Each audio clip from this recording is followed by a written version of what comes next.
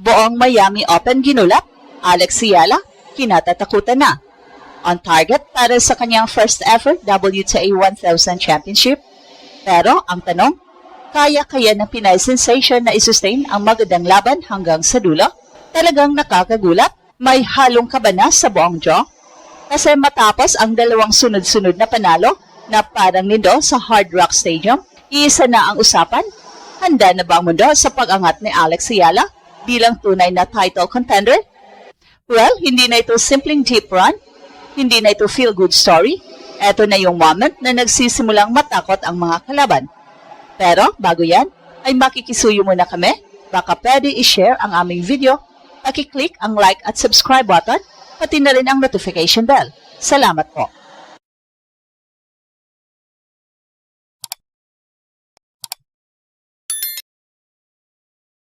Simula pa lang, ramdam mo na ang shift. Sa round of 64, dumaan siya sa isang brutal na war of attrition laban sa veteranang si Laura Siegemund. Isang laban na umabot ng higit 3 oras, puno ng mind games, momentum swings at pure endurance. Doon nasubok ang puso niya at hindi siya bumigay.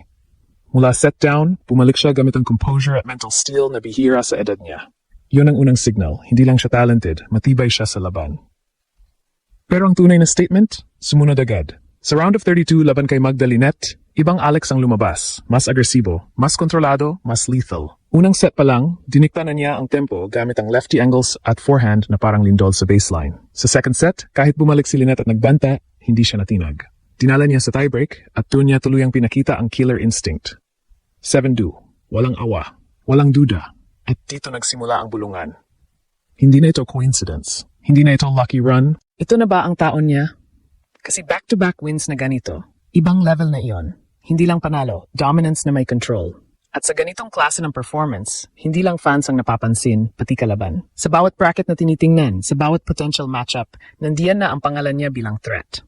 Sa Pinoy side, halos hindi na mapigilan ang excitement. Stadium parang naging home court, bandila sa bawat sulok, sigawan sa bawat punto.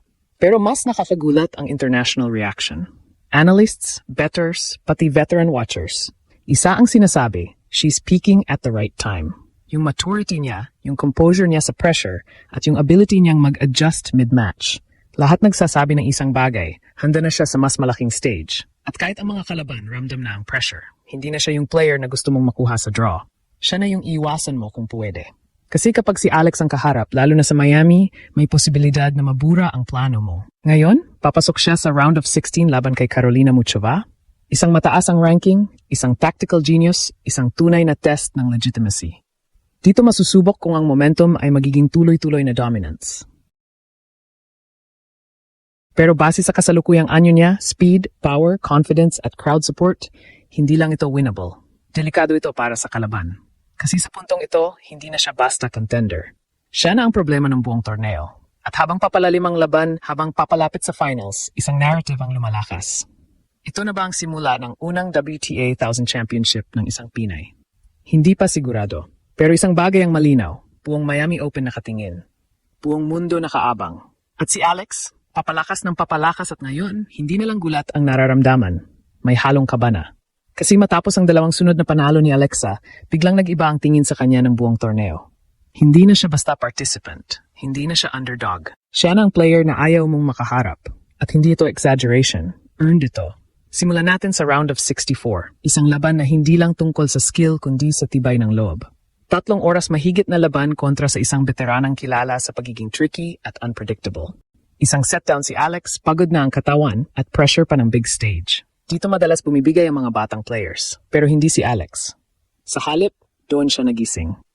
Unti-unti niyang binawi ang momentum, ginamit ang composure, at tinapos ang laban na parang sanay na sa ganitong gera. Hindi siya na-overwhelm. Lalo siyang tumibay. At doon nagsimula ang shift. Kasi kapag nanalo ka sa ganong klaseng laban, hindi lang katawan ang napapatunayan mo, pati mentalidad. At yun ang pinakadelikatong parte para sa mga kalaban. Kasi hindi mo na siya basta matatakot. Hindi mo na siya basta mababasag. Tapos sumunod agad ang round of 32 laban kay Magda Linette. At dito na tuluyang nagbago ang narrative. Kung sa unang laban ay survival mode, dito naman domination mode na. Unang set pa lang, pumutok agad si Alex, lefty angles na hindi masundan, forehand na parang lindol sa baseline, at tempo na siya ang nagdidikta. Si Lynette, kahit veterana, napilitang sumabay sa ritmo na hindi niya kontrolado. At kapag ganoon ang nangyayari, delikado ka.